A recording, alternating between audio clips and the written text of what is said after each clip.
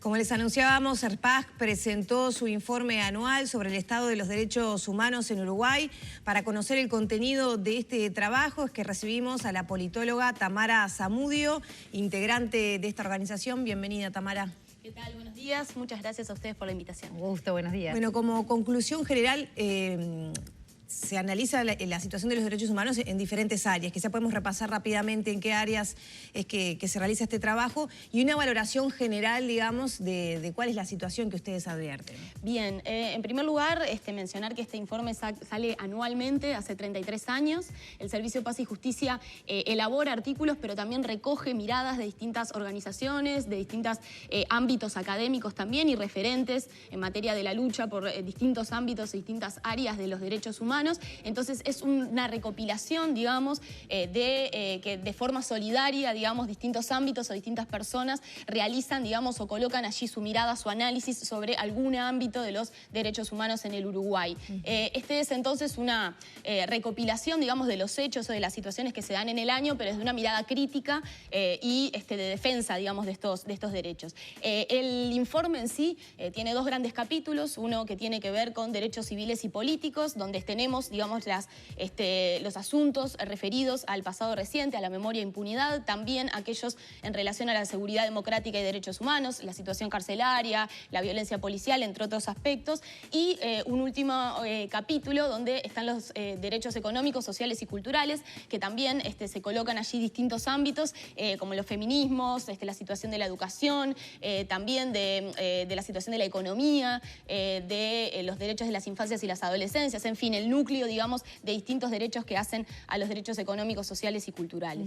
Puntualmente esta edición además compendia que son los 40 años de CERPAG y tiene también una especie de análisis específico. Sí, exacto. Este año es un año bastante especial para CERPAG.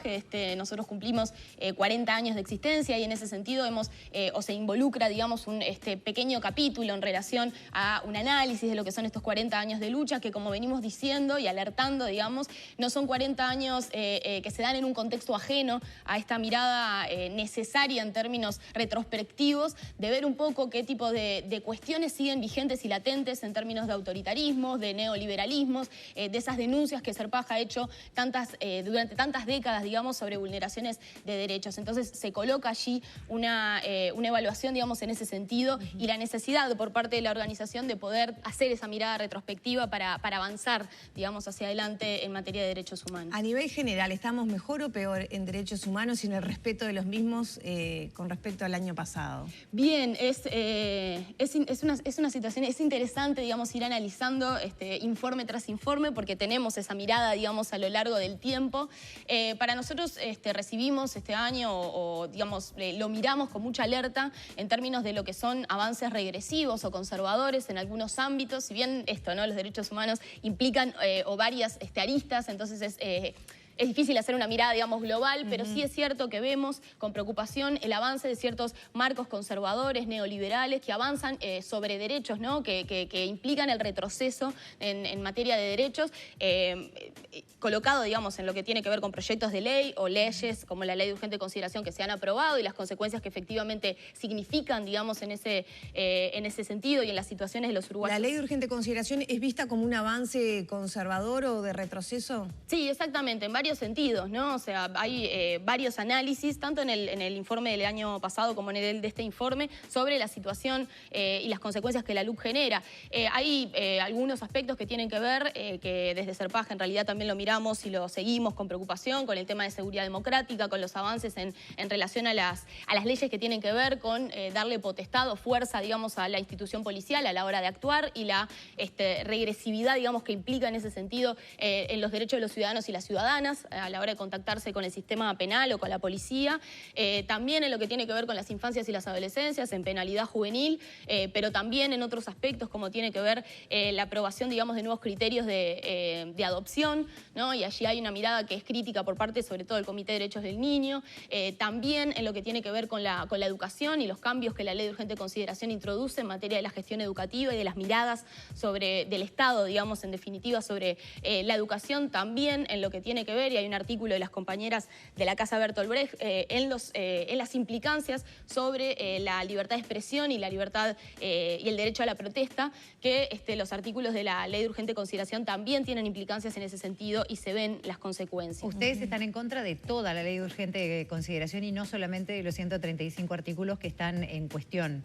Sí, hemos hecho, en su momento, digamos, hicimos una mirada crítica, sobre todo en este tema de seguridad democrática y derechos humanos, que es sobre todo la que Serpaj lleva adelante, donde planteábamos que todos los artículos que están incluidos ahí en materia de seguridad pública y seguridad ciudadana, que es uno de los puntos más fuertes, digamos, de la Ley de Urgente Consideración, son todos, implican una regresividad, una mirada punitiva y represiva hacia las situaciones de conflictos y por lo tanto nos parece, digamos, grave todo lo que tiene que ver con todo el articulado de la Ley de Urgente Consideración. De todas formas, apoyamos obviamente lo que es la campaña tanto de recolección de firmas como ahora de la campaña, digamos, por la derogación de estos 135 artículos, entendiendo que son también 135 artículos que son importantes y son muy graves en los avances, como decía, en términos punitivos o regresivos de derechos en relación a todos los ámbitos, ¿no? Más allá de la seguridad democrática, que es un poco el foco principal que tiene nuestra organización en su trabajo cotidiano. Tamara, profundizando un poco en algunas de las cosas que decías, en el informe se presenta que hay un retroceso del Estado social, de un aumento o avance del Estado policial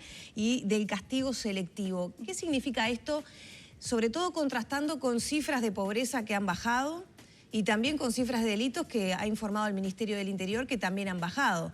Entonces, de alguna manera, se favorecería los derechos humanos de la población en general que vive en un país más seguro. Bien, varios puntos, ¿no? Por un lado, nosotros el control selectivo es algo que miramos con preocupación hace muchos años, ¿no? Que tiene que ver con la acción policial en territorio, las significancias y las implicancias que eso construye en el territorio, en la relación de los adolescentes, sobre todo de los jóvenes, que son los más parados por la policía, y también en el ingreso o en la situación frente al sistema penal.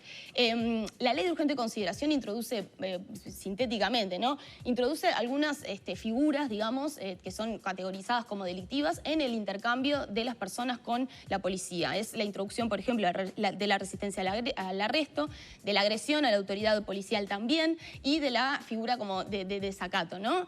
Este tipo de figuras que se introducen, digamos, lo que hacen son figuras que son bastante discrecionales. ¿Qué es una agresión para una persona? Es algo que es bastante subjetivo. Para alguna persona puede significar una mala palabra o para otra no. Entonces, dejamos, con la introducción de estas figuras delictuales, digamos, dejamos a consideración discrecional de la figura policial la forma de intercambio que se puede dar de la ciudadanía frente a la policía. Hay un fortalecimiento de la institución policial en este sentido, también en lo que tiene que ver con la investigación penal, porque se introducen nuevos ámbitos donde la policía puede actuar. De hecho, la introducción, y en el caso de adolescentes, de lo que es el proceso abreviado, que es una justicia negociada, ¿no? Pensando que el adolescente tiene la capacidad de negociar con un fiscal, con un juez, cuando sabemos que son situaciones distintas, ¿no? En materia de conocimientos o de la capacidad de poder desarrollar un marco de justicia negociada ahí.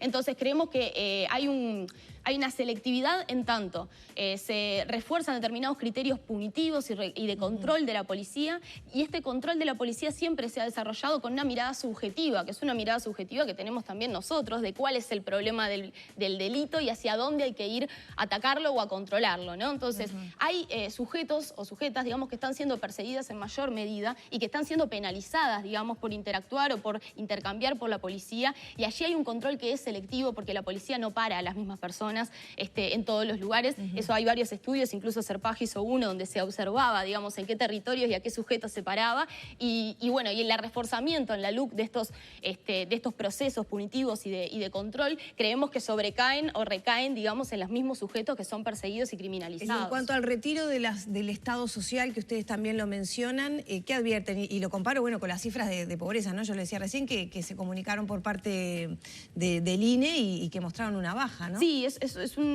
una medición semestral, digamos, que es algo que el INE no suele hacer en relación a lo que es la medición de pobreza.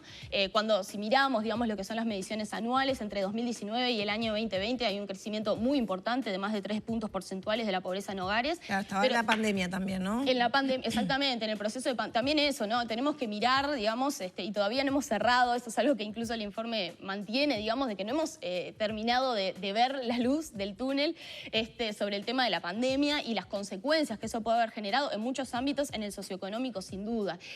Pero ahí, y en el informe un poco se marca esa preocupación expresa de lo que tiene que ver con el aumento de la pobreza en las infancias y las adolescencias, donde la pobreza aumenta más de 5 puntos entre 2019 y 2020. Pero después se redujo en 2021. Aparentemente se habría reducido, digamos. Yo creo que es necesario ahí hacer una mirada más amplia porque la pobreza, digamos, sabemos que la medición por ingresos tiene determinadas limitantes y que la pobreza para salir, digamos, de esa situación implica otro tipo de ámbitos o de marcos de situación, digamos, en relación a la vivienda, a la educación, al acceso a otros derechos, ¿no? Pero en el caso de las infancias, centrándonos ahí y con esto del Estado social que tú decías, lo que se observa es un crecimiento de la pobreza y un retiro, digamos, en la disminución del gasto público en ámbitos como la educación, que son ámbitos fundamentales en el desarrollo de las infancias y las adolescencias, ¿verdad? Y si bien se reforzaron algunos dispositivos de transferencia directa, son dispositivos que son insuficientes y que, como decía, cuando miramos, digamos, la situación de pobreza en las infancias y las adolescencias, tenemos que mirar otros aspectos que son fundamentales, como la vivienda, como la educación,